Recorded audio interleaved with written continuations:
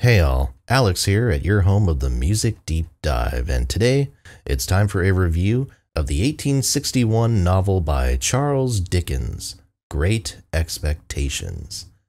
This is the 13th novel written by the great English author Charles Dickens, who we have covered in great length on this channel for the better part of 2 years at this point. And we're very close to the ending stages. The man wrote 15 novels, 14 of them were finished products. So yeah, we are in the home stretch, as it were, for Dickens' works. And I mean, what a book here. Great Expectations came out, Great Expectations came out during a time when, Dickens was going through some kind of personal turmoil, which feels like that's not a unique thing for a lot of Dickens novels come as a result of some personal strife. But this is a book that comes very directly after kind of two events. It comes after the kind of separation of his marriage. Dickens at this point is kind of in the middle of an affair with another woman at this point. And because of that, there are a lot of kind of romantic themes and of, themes about love that is maybe not entirely unrequited, but feels like it's kind of locked away and kind of kept at a distance. There are a lot of those themes that Dickens felt like he was experiencing at this point in his life. And so I think that piece is really important to kind of contextualize. It's also worth noting, too, that, Great Expectations comes right after one of Dickens' most successful novels ever, A Tale of Two Cities. And for as well received as Tale of Two Cities was, and still to this day is considered by many to be maybe one of the best, if not the best, Dickens novel, some people criticized Tale of Two Cities because it's a very serious novel compared to Dickens' other works. There's not that hint of satire in there that we've become accustomed to. Certainly not as much of it anyways. And so I think Dickens knew that while he still wanted to explore some of these kind of deeper, maybe more intimate themes, in doing that, some of that humor needed to be recaptured, some of that levity. And Great Expectations comes out, and it's a massive success. To this day, it is still one of the most successful Charles Dickens novels ever. And for personal context, this is one of the only Dickens novels that I had actually read going into this. I did read this before a long time ago, maybe 10 years ago at this point, and really liked it at that time. So having that familiarity with the story and kind of the plot points going in is certainly an advantage to my coming back to it and going through it again. So take that with a grain of salt. But I have to admit, after going back through this, I stand by the love of the book that I have had since I first read it. And I stand by the opinion, or the opinion has held up after reading his other works anyways, that this might very well be his best novel. And if it's not, then it's damn close. I think Great Expectations does so much, does so many things so well. I think this novel is considered what's called a Bildungsroman, which is basically kind of a variant of a coming of age story. If you've not heard the term, it's something that was kind of really exploding in popularity in German literature and was kind of translating its way over to English literature at this point. And Great Expectations is really the definitive version of that. It's not, of course, Dickens' only coming-of-age novel. David Copperfield is another great example of that. But this one hits more of those specific plot points where it's about someone, this protagonist who at the start is kind of naive but is sort of hardened by the world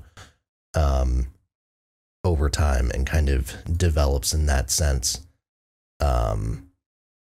And that sort of anticipation, that storyline is kind of contained in that title, isn't it? The idea that there are these expectations, these aspirations that this main character, Pip, is holding on to.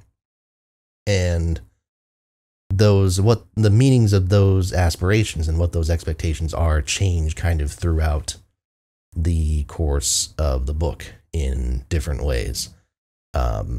Really a huge part of the book, the first half, if not the first 2/3, is about Pip aspiring to become a member of the upper class of society. And a huge part of that motivation is so that he can marry this emotionally distant, physically beautiful woman named Estella. And then at the 2/3 mark, there's some things that go kind of pear-shaped, and the end result of that is Pip kind of reevaluating the lot that he has in life, and his entire perception of wealth is kind of reconfigured in that way. And I think there are so many in that description that there's a lot there. It seems to be simplistic, but I can promise there's a lot encapsulated in it. And so many of the best moments of this book, to me, come in the form of individual scenes. And what I mean by that is, there's a greater story happening here as far as you're watching the main character's development, kind of, scene by scene, year by year, month by month, that sort of thing. But you're also watching just these very loaded and just really complex interactions between characters, with a lot of, whether it's foreshadowing, whether it's a lot of just kind of deeper significance, sometimes just interactions between characters that almost happen without dialogue. There's a lot of these kind of moments that are very striking. And in particular, the character Miss Havisham, this old, jilted bride, as it were, who has sort of locked herself in this mansion and has not changed a single thing in her life from her wedding day, because it's a memory of the pain that she was caused and that sort of thing. And her mission now is to inspire Estella to cause that same pain in other men. Just that whole plot, that whole section of the book, and the individual scenes in the mansion itself are very, I've heard it described as gothic, and I think that's spot on. I think it is very much, very horrific scenes taken very much from some of these other classic novels, like when I think of the imagery of the mansion, I think of scenes from like Mary Shelley's Frankenstein or Emily Bronte's Wuthering Heights. These scenes that are, horrific beyond kind of description, that get into almost the supernatural. And that's territory that Dickens has dabbled in, certainly, but I don't think he's ever done it as effectively as those Miss Havisham interactions. And I think that's a huge kind of compelling, part of the book. I mentioned humor. There's definitely, I think, a fair few moments of it. Again, I really don't think this is a book that is defined by its satire, but there are enough characters, like Mr. Pumblechook comes to mind, for instance. I think there are a lot of characters that are the butt of jokes and are meant to kind of get a laugh out of you, especially during heavier moments and that sort of thing. And there's some lovely characters too. I think the character of Joe Gardry is one of the most just pure, likable characters that Dickens ever constructed. And it's his character that really, I think, gives us the heart of, gives us kind of the emotional heart of the book, and also pushes forward the elements of kind of class and class exclusion and class bias and discrimination that Dickens is talking about here. This is another theme, again, if you watched any of these other reviews, or more importantly, if you read any of the other Dickens books, you'll understand that we keep coming back to this conversation about class and, the different lots of life that people walk in, and how, Dickens feels very strongly about that as a point of discrimination, so he talks about it in all of his novels. All that is extremely important. But, and again, if Great Expectations is not necessarily the absolute best Dickens novel at describing these elements, if it's not that, it's damn close. And frankly, I'm willing to say that I think Great Expectations tackles the complexities of, you know, the differences between the lower class and the upper class, and the perils and supposed benefits of both, in as accessible a way, in as genuinely moving of a way as any Dickens novel that came before it. I think it's really, really effective in that sense. Of course, the whole plot with the convict in this, I think, is super important to talk about. And again, if you've not read the novel, first off, what are you doing? It's been out for 160 something years at this point.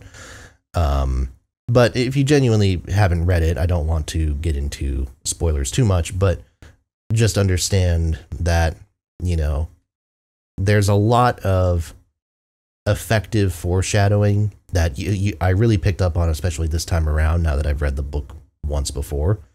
There's a lot of foreshadowing about what the big reveal is that happens 2/3 of the way through the book, that I think just, it works effectively, and the emotional payoff that all of it leads to. There's so much beauty in that storyline, even if it's dark, even if it's just kind of, you know, even if a lot of it is, you know, it's not all roses. The emotional payoff at the end of that, which comes like very, very near the end of the book, is completely worth it. And one of the most genuinely moving brief interactions that you will see in any Dickens novel, period. Yeah, it's this novel does so many things so well. And again, when we think about accessibility and we think about, like, if I were to recommend a Dickens novel to people, what would I recommend? Who would I recommend? Like, which ones would I say are really good starting packs for, you know, people interested in learning about this part of English literature? And Great Expectations to me just ticks off so many of those boxes. You know, it has the brevity relative to other Dickens works. It's about, again, the edition I read, it comes out to close to 500 pages. So it's not as long as, say, a David Copperfield. It's maybe a little bit longer than like an Oliver Twist or something like that, but I think I think you get a lot. I think you get all sides of Dickens here. You get the humor. It certainly pops up, but the humor doesn't overwhelm the genuine emotion. Again, fantastic writing and phenomenal scene setting. Again, when I say I think the scene setting in this novel is probably the best of any Dickens novel. And all the overall themes of kind of class disputes and class conflict and poverty and what it means to be poor and the poverty of being wealthy and all that sort of thing. I think there's so much that's condensed and so much that's packed into Great Expectations that when I sit back and I think about, you know, all the best Dickens novels that I've read throughout the course of this, you know, it's hard for me not to say that this is the one I would recommend people read first. I know that's not a universal opinion by any means. I know there are people who have their issues with Great Expectations as a novel, but to me, I think it is fundamentally almost flawless. It is compelling. It is emotional. It is all the things that I look for in great literature. I think all of that is encapsulated here. And there's not much more I can add to it. I think if you haven't read Great Expectations before, I think that needs to be a priority. I think if you read any Dickens novel, like I said, this is probably the one I'd recommend going to first.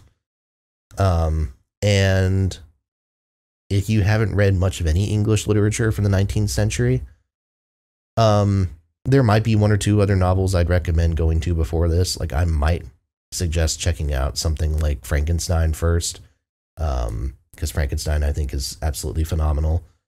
But Great Expectations, if you want to understand Charles Dickens, and if you want to understand kind of all the components of what made him tick, and if you want to have that understanding in this case of just a really compelling and beautiful and horrifying story, Great Expectations checks all the boxes as far as I'm concerned. It's a phenomenal novel. Is it my favorite Dickens novel? I don't know. We'll have to see. There will be a ranking video that will come out once I finally finished his oeuvre, as it were. But needless to say, this is going to be a strong contender for the top. And that's all I got. With that, I want to thank you all so much for watching. Please make sure to like, comment, and subscribe. As always, more reviews are to come. Make sure to hit that bell for notifications and tell a friend as well. Thanks a lot, and I'll see you next time right here at your home of the Music Deep Dive.